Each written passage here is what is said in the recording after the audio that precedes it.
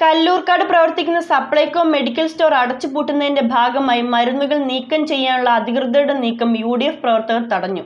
Kallurkad panchayat president Sini മനോജിന്റെ നേതൃത്വത്തിലുള്ള ജനപ്രതിനിധികളുടെ സംഘമാണ് നടപടി തടഞ്ഞത്.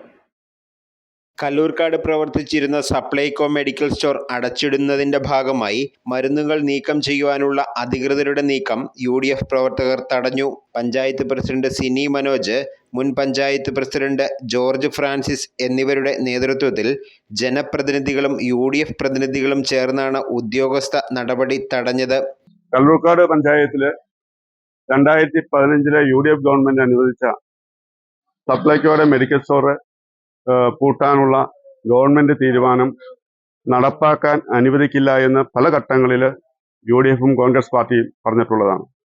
എന്നാൽ ഇന്ന് രാവിലെ എക്സ്പയർ ഡേറ്റ് കഴിയും എന്ന് പറഞ്ഞ് ഇൻസുലിൻ എടുക്കുന്നതിന് വേണ്ടി ജീവനക്കാർ ഇവിടെ വരികയും അതിൽ പ്രതിഷേധിച്ച് പാർട്ടിയുടെയും പഞ്ചായത്ത് പ്രസിഡന്റും ഇവിടെ എത്തിയിരുന്നു.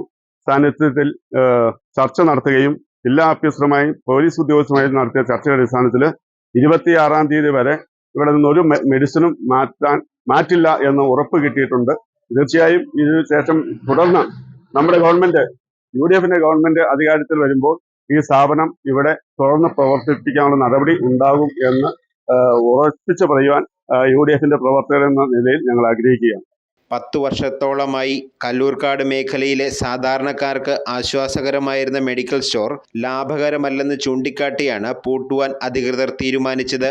കൗണ്ടർ സെയിൽ കുറവാണെന്നാണ് ഉദ്യോഗസ്ഥരുടെ വാദമെങ്കിലും ഇത് അടിസ്ഥാനരഹിതമാണെന്ന് നാട്ടുകാർ ആരോപിക്കുന്നു. കഴിഞ്ഞയാഴ്ചയും സ്റ്റോർ പൂട്ടാൻ ഉദ്യോഗസ്ഥ സംഘം എത്തിയെങ്കിലും പഞ്ചായത്ത് വൈസ് പ്രസിഡന്റ് ജെറീഷ് ജോസിന്റെ നേതൃത്വത്തിൽ ജനങ്ങൾ സംഘടിച്ചെത്തി തടയുകയായിരുന്നു.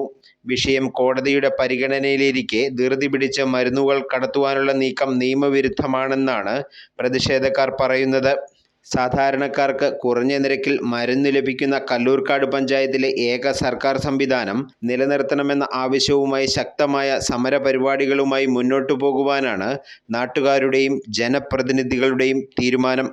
Omania Mobiles, AM Road, Perambur, PO Junction, Muatupura, near Ant Theatre, Kodamangalam, near St. Peter's, Kolanjeri, Kidakkambalam Road, Pattimattam, Panasiyam Road, Odakali.